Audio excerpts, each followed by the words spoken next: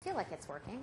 Well, I'm excited to be here. I love to talk about medications. I'm a geriatric specialist pharmacist, which means I sought out a lot of additional education in geriatric-specific medication information. And I'm also a pharmacist, primarily a consultant pharmacist in long-term care. I'm very excited about this topic, so I may talk a little fast and get very excited. If y'all need to slow me down or have me repeat stuff at the end, that is perfectly fine.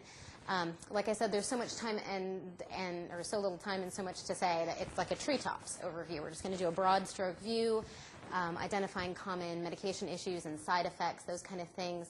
It's more of a be aware situation today. I don't want to scare you in any way, but we're going to mention a lot of side effects and things that can happen. But let us know if there's anything in depth that you would like us to go through later on, additional presentations that you may like to see in this area.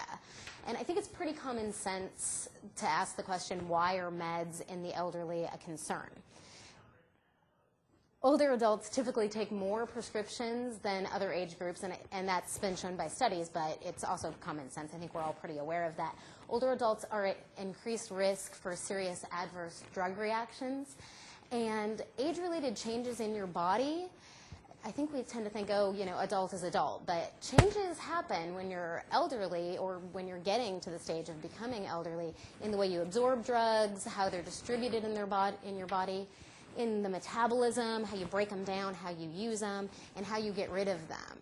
Polypharmacy is just a great big word for use of multiple medications. We're going to talk about that, and as you might think, common sense-wise, when you have lots of medications and you're taking a lot of things at once, you can have drug-to-drug interactions where they interact with each other, and you can have drug-to-disease interactions where particular drugs interact with you and your disease state in a different way than maybe we'd like them to.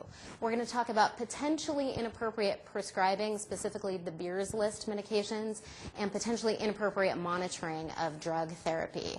Some stats to just kind of get us in the mood to think about why this is such a big deal.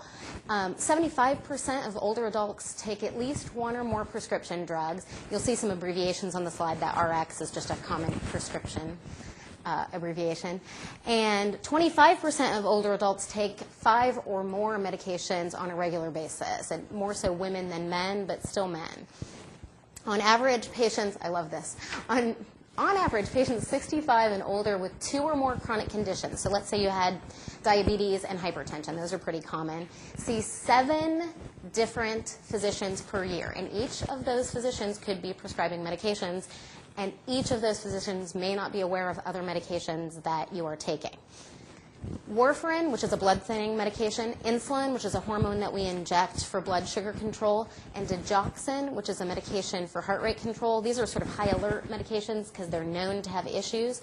Together, these 3 drugs account for over 1/3 of emergency department visits for adverse drug events among older adults. So of all the drug events that people go to the hospital for, these 3 drugs, over 33% of the issues are associated with them. I want to point out that often, drug reactions are written off as normal aging, and I think that's such a mistake. Slower gait, dizziness, incontinence when you're losing your bladder control, memory issues, yeah, these may be associated with aging in some people, but the 65-year-old sitting next to you in church and the 65-year-old in the nursing home and the 65-year-old that lives on your street are not all the same. Everybody is very distinctly different and is going through different changes at these times. We may have side effects from medications that are causing things that look like normal aging. And then, you know what, we may prescribe a medication to fix that side effect. That happens a lot. It goes on and on and on until you have tons of medications, and that's called a prescribing cascade, where we're trying to fix what one medication caused on and on and on. So just a little respect and common sense that I think we should use.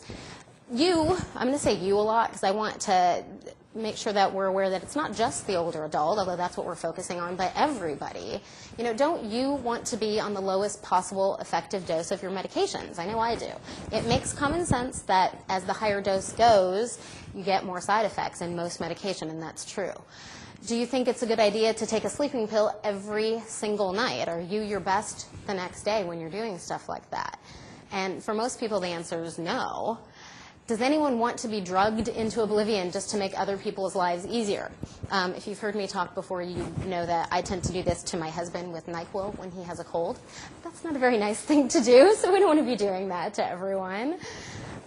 Let's go through just real quick what we're going to go through. So you know, some of this stuff we're going to hit kind of fast, and I'm happy to go through it in detail either on a different presentation or help you with slides or those kind of things later.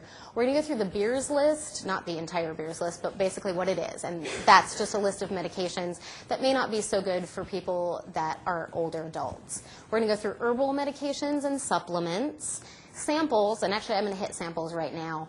Samples are the ones that your doctors give you for free, and maybe it's usually a newer drug, and they want to see before you spend a lot of money on it if it's going to work for you.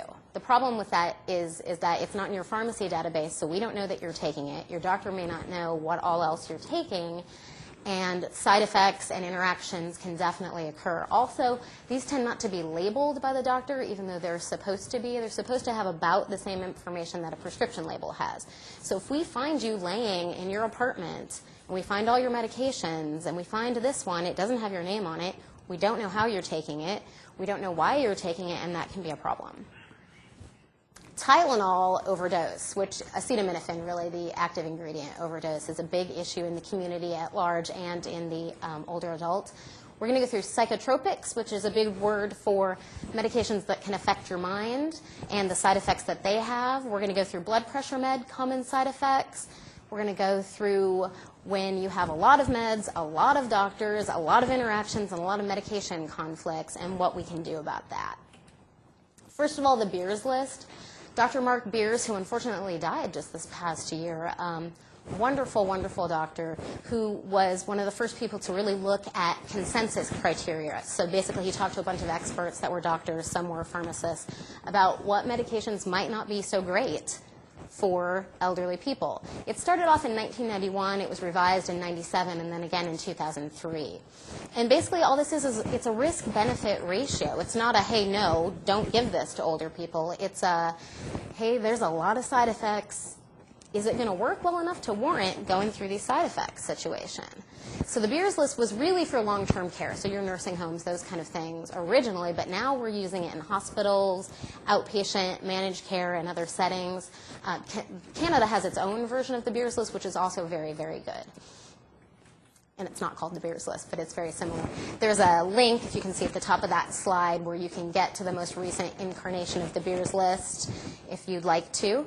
Now, just so you know, some meds are of concern in all elderly people. We're worried about that. Some are just in certain situations, like if you had a really high dose, or you took it for a very long time, or you took it in combination with another medication that wasn't such a good idea. And some, as I mentioned, are a problem with disease states. So, for example, if you're taking Wellbutrin, which is a med that we either use for depression or for maybe smoking cessation, or you're taking tramadol, which is for pain, and you have a seizure disorder or a history of seizures in the past, these two medications, independently, not even necessarily in combination, can lower the threshold whereby you would have a seizure. So if you're already predisposed to have a seizure, this may make it worse, either of these drugs. Benadryl, which I'm going to say Benadryl a lot because people know that name, really the active ingredient, diphenhydramine.